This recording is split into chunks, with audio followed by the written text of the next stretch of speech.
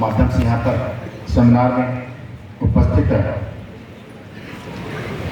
श्रीमान अरुण कुमार सिंह जी, रजिस्ट्रार येचू, मित्रों में जल्दी इसलिए हो कि चौहान जी के प्रेम में, राजू जी के प्रेम में मैं दिल्ली से भाग गया। इन्होंने कहा था छोड़ने 11 बजे, मेरी फ्लाइट है 12:15 बजे की और हमें यहाँ से भाग के जाना है, 30 मिनट लगना है। तो इसलिए मैं जल्दी हूँ कि आया हूँ, दिल्ली पहुँच जाऊँ। मेरी शुभकामनाएं सेमिनार को। मेरा मानना है कि सेमिनार से एक नई दिशा मिलेगी। जब कोई सेमिनार होता है, अध्ययन होता है, देश भर के साइंटिस्ट इकट्ठा होते हैं और बच्चों को एक नई दिशा देते हैं। हम बात करना चाहेंगे 1919 में देश के अंदर 100 साल पहले आया था प्लेग। रिपोर्ट बताता है कि जितनी मौतें बीमारी से हुई थी उससे दुगनी मौत हुई थी खाने के अभाव में। यानी 1919 में जब प्लेग आया था तो हमारे पास 1800 में तो हमारे पास खाने के लिए अनाज नहीं थे। 62 का चाइना का युद्ध हम जब हारे तो हमारे पास खाने का अनाज नहीं थे। तब भारत के प्रधानमंत्री जा करके अमेरिका से खाने के लिए खदान मांगते हैं, तो हमें खाने के लिए दिया गया था लाल गेहूं जो अमेरिका में सुअर खाता है। शास्त्री जी ने नारा दिया एक दिन व्रत रख लिया जाए। भारतवासियों से कहा कि एक दिन व्रत रखो, क्योंकि हमारे पास खाने का अनाज नहीं था। 1955 में फिल्म बनी थी मदर इंडिया, उमरिया घटती जा रही। उसमें लाइन क्या बताता है, रोक जन्म की चक्की रे खाने के पड़ गए लाले। 55 में इस गीत में बताता है आबादी बढ़ रही है और अनाज नहीं है। मैं धन्यवाद देना चाहूंगा देश के साइंटिस्टों को, आप सबको। आपने नई नई शोध करके आज भारत का उत्पादन इतना बढ़ा दिया है कि हम फ्री में, मुफ्त में अनाज पाते हैं। 3 साल से, यानी 55 कहानी और उसके बाद 1919 कहानी और 62 और 65 का कहानी जब हम जोड़ते हैं तो हमारा देश कहां खड़ा था। 100 साल पुनः आया कोविड। हम कोविड में तब से लगातार लोगों को मुफ्त में अनाज बांट रहे हैं और अनाज इतना पैदा हो गया है कि उसको रखने की सरकार को भंडारण की पॉलिसी बनानी पड़ गई। और भंडारण के लिए, वेयर हाउस के लिए सरकार करोड़ों करोड़ रुपया अनुदान दे रही है कि जो किसान, जो साइंटिस्ट अनाज पैदा कर रहे हैं उनको सेफ्टी के लिए वेयर हाउस बनाइए और सरकार से करोड़ों रुपया लीजिए। यह हम बनाने के मजबूर होते हैं। इसलिए जो हमारे एग्रीकल्चर के दूध के हमारे साइंटिस्ट हैं, भविष्य के बच्चे जो साइंटिस्ट बनेंगे, उन सबको शुभकामना है और आप सबके इस मंथन से देश को नई दिशा मिलेगी। लोग कहा करते थे कि चावल मत खाइए, चावल फैट होता है। अब तो चावल आपने दिया है कि इसमें लो फैट है और कई लोग इस पर व्यापार कर रहे हैं कि चावल खाओ, मोटापा कम करो। यह भी आ गया है। यह कल्पना से परे था, यह कल्पना से परे था। मेडिकल साइंस कहता है कि चावल मत खाओ, फैट बढ़ रहा है, चावल मत खाइए, शुगर बढ़ रहा है। लेकिन अब तो आपने चावल ऐसे पैदा कर दिए हैं कि खूब खाओ, वजन कम कर लो, खूब खा लो और शुगर कम कर लो। ये देश के साइंटिस्टों का है। सरकार, मेरा मानना है कि जीवन है तो जीविका चाहिए और जीविका के लिए 3 साधन है, नौकरी, खेती, व्यापार।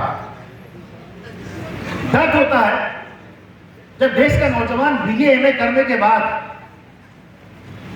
5-10 एकड़ खेती रखने के बाद जब शहर में आकर के चौकीदार का नौकरी मांगता है तो आप यकीन करिए मन से रोना आता है कि देश में नौजवानों का है क्या जिसके पास 5-5 एकड़ खेत है, वह गार्ड के नौकरी मांगने में मजबूर हो रहा है।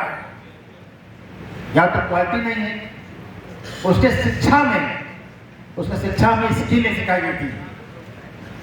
तब न्यू एजुकेशन पॉलिसी के माध्यम से हम स्किल पर जोर दे रहे हैं और मेरा मानना है कि आज जिनके पास 1 एकड़ खेती है, अगर स्किल सीख लेगा तो वह व्यक्ति 4-5 लोगों को नौकरी दे देगा। सरकार की पॉली हाउस स्कीम है। 1 एकड़ में 32 लाख रुपया सरकार के अनुदान है। अगर 1 एकड़ में 32 लाख सरकार दे रही है तो साल में आप उससे 30-40 हज़ार तक कमा सकते हैं। फिर BA में करने के बाद, खेती रखने के बाद अगर आप नौकरी मांगते हैं तो नौजवान को चिंता करना चाहिए उसके पढ़ाई में क्या छूट गया। वह BHU एग्रीकल्चर पढ़ लिया होता तो निश्चित तौर पर वह रोजगार नौकरी नहीं मांगता, वह नौकरी देता।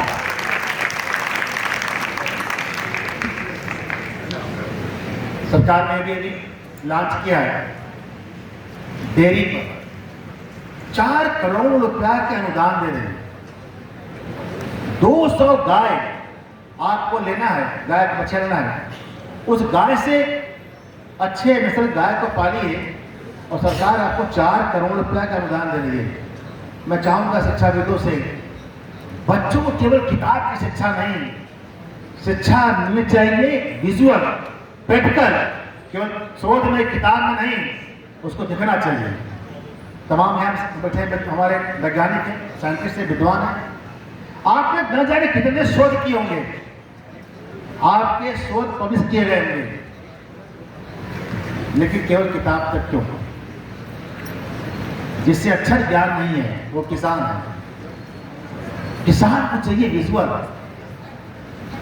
क्यों ना हम लोग, कोई आम पर होगा, कोई चावल पर होगा, कोई गेहूं पर होगा, कोई फूल पर होगा।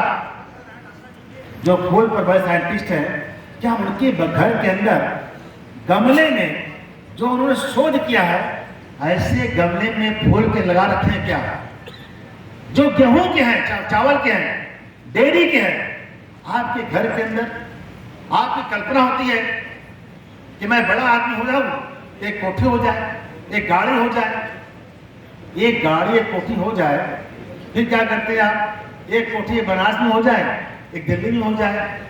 दिल्ली वाला रोक करके ये तय करिए, एक कोठी के साथ साथ मेरे पास एक निजी फार्म हाउस हो जाए, उस फार्म हाउस पर मैं अपने चीजों को वहां विजुअल दिखाऊंगा। आपकी पहचान आपके मोहल्ले में हो। वह साइंटिस्ट गेहूं वाले हैं, उनके छत पर भी गमले में गेहूं लगा दिया गया है, जो एक फ्लावर ग्रुप में दिखाई पड़ता है। आपकी पहचान नहीं होनी चाहिए, आपकी पहचान होनी चाहिए। तो शहर के अंदर या शहर के बाहर भारत सरकार की एक स्कीम है, एग्रीकल्चर टूरिज्म और विलेज टूरिज्म।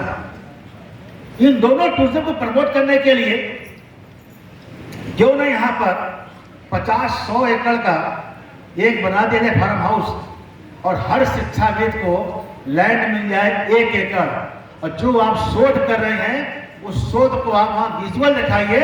वहां टूरिस्ट देखने जाएगा, यहाँ पर अलग अलग प्रकार के फार्म हाउस है और अलग अलग प्रकार की यहाँ खेती होती है, ये देखने के लोग जाएंगे। अगर आप तैयार हो तो जमीन की जिम्मेदारी मेरी होती है। आप तैयार हैं? यहाँ से सोनभद्र है, मिर्जापुर है, यहाँ सरकार के पास बड़ी जमीनें बची है, सरकार आपको जमीन लीज पर देगी, ये मेरी जिम्मेदारी है। हम क्यों नहीं जैसे कॉलोनी बनाते हैं, इस कॉलोनी में 100 प्लाट बनाते हैं, 100 मकान बनता है, तो क्यों ना हम लोग ही 100 प्लाट का बना दिया जाए फार्म हाउस, और तमाम शिक्षाविदों को दे दिया जाए उस पर लीज पर 5 साल के लिए। कुछ नया करके दिखाइए और ये पीछे बचे विद्यार्थी वहाँ जाएं और देश के टूरिस्ट वहाँ जाएं। हम कहते हैं गोवा में मसाले खेती होती है, वहाँ के टूरिस्ट पॉइंट में है, टूरिस्ट पॉइंट में है, गोवा जाएंगे तो आपको ले जाएगा मसाले खेती में। मात्र 4-5 एकड़ में उन्होंने लगा रखा है अलग अलग मसाले के पौधे, और गारंटी देते हैं कि जो आपको खिला रहे हैं, लंच करा रहे हैं, वह यहीं के मसाले का है। तो क्यों नहीं करते हम लोग? नौजवानों से सरकार की 2 करोड़ की पूंजी मिलती है आपको खादी ग्रामोद्योग से। फीमेल के लिए 35% का सब्सिडी है और मेल की सब्सिडी है 25% की, लेकिन मेल में जो ओबीसी है सब्सिडी वहां में 35% की, 35% की।